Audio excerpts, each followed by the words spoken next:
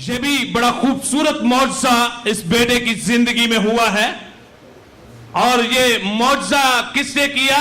खुदावंद यीशु अल मसीह ने। याद रखें कि खुदा अपने खादम को अपने जलाल से, अपने पाक रूह से बढ़कर इस्तेमाल करता है। हालेलुया। ये बेटा पिछले दिनों में काम कर रहा था, इसके जॉब के दौरान इसको इलेक्ट्रिक शॉक लगा, जिसकी वजह से इसका बाजू जो था वो ऐसे हो गया जैसे उसमें जान ही नहीं है।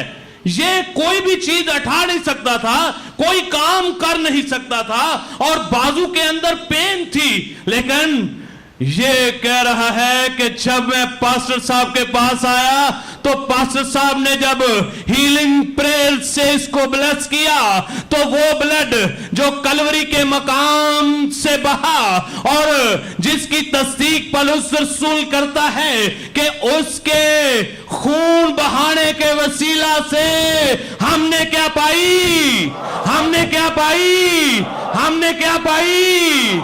हालेलुया।